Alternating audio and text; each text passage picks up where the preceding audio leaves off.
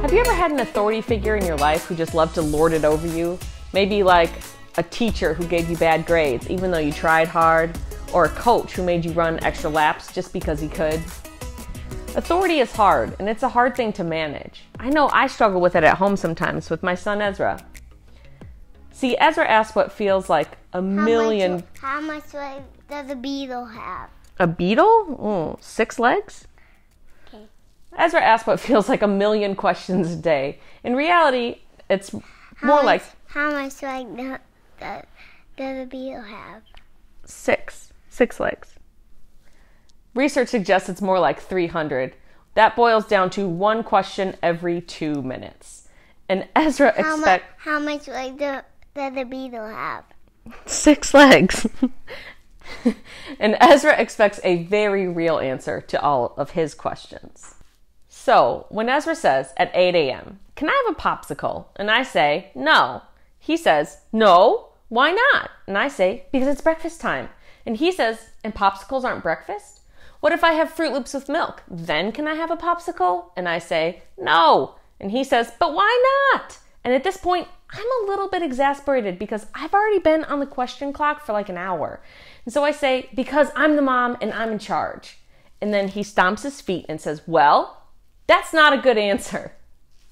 Because authority is tough, right? And it's especially tough when the person in authority of our lives lords it over us, when they have the power and they let us know. It can be tough when we have the authority too. Tough not to abuse it or fall back onto it when we need to.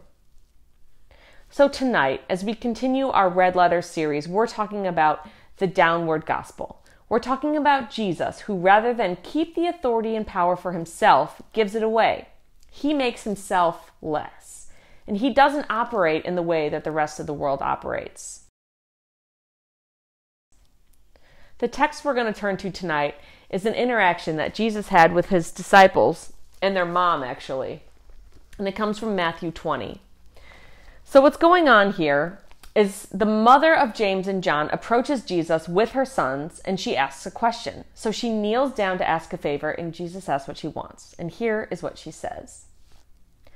"In your kingdom, please let my 2 sons sit in places of honor next to you, one on your right and the other on your left." But Jesus answered by saying to them, "You don't know what you are asking. Are you able to drink from the bitter cup of suffering I am about to drink?" "Oh, yes," they replied, "we are able." Jesus told them, "You will indeed drink from my bitter cup, but I have no right to say who will sit on my right or my left. My Father has prepared those places for the ones he has chosen." When the 10 other disciples heard what James and John had asked, they were indignant. So what exactly is happening here? John and James are looking for positions of authority. Their mom is essentially asking, will they be the most important of the 12 disciples in heaven? And it's so funny because we get the impression that these 2 grown men sent their mom in to do the dirty work. Clearly, the 3 of them have talked about this. They're with her when she approaches Jesus, but she's the one that they send to do all the asking. And what is she asking, really? If you've ever seen the movie Charlie Brown Christmas, there's this moment when Charlie Brown's little sister Sally is asking for help with her Christmas list.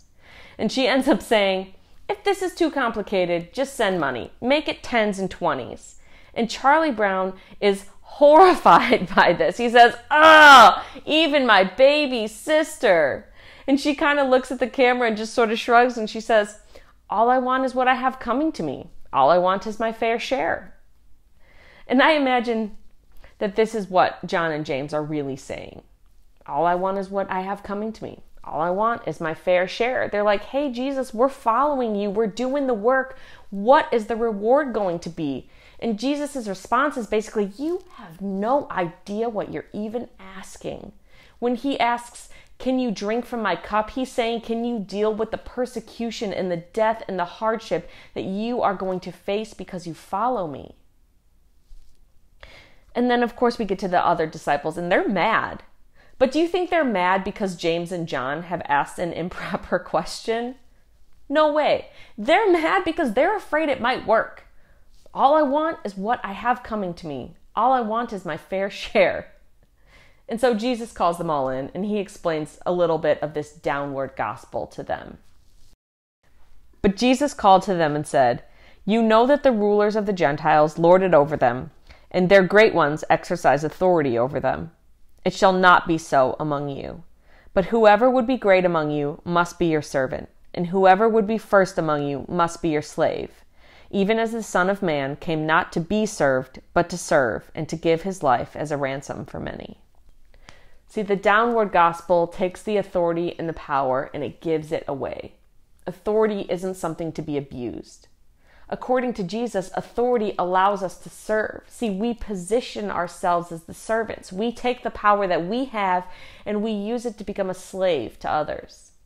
So when all the world is screaming, "All I want is what I have coming to me. All I want is my fair share," Jesus says, "Not so with you." Most people work a long time to gain any kind of power or authority. It's hard work to get to the top. We live in a culture that says, be better, faster, stronger, work harder, keep grinding, keep hustling, work your way to the top. And once you're there, then what? Stay at the top? Use the power you've earned? Be the boss? Not so with you. Are you starting to see the difference here between our culture and what Jesus is saying? Our culture says, climb the ranks, move up. The downward gospel says, give the power away, make yourself less, serve others, get over yourself. Not so with you. Part of the reason why we study these red letters, these words of Jesus, is because the things Jesus said were so incredibly profound. He taught us to live a different way. He invites us into something so much better than all that striving. You know, elsewhere in John 10:10, Jesus says that the thief comes to kill and destroy, but I have come to give them this abundant life, this rich and satisfying life. The ways of Jesus are better than our ways. See, we read the story and we want to judge John and James a little bit. We want to say, I can't believe they would ask that. But aren't we all tempted to ask that from time to time? When will it be my turn? When will I get that opportunity? All I want is what I have coming to me. All I want is my fair share. But here we have Jesus saying, not so with you. And not because he's trying to deny us something, but because his offer is for something better. Not so with you. I have come that they may have life and have it in abundance.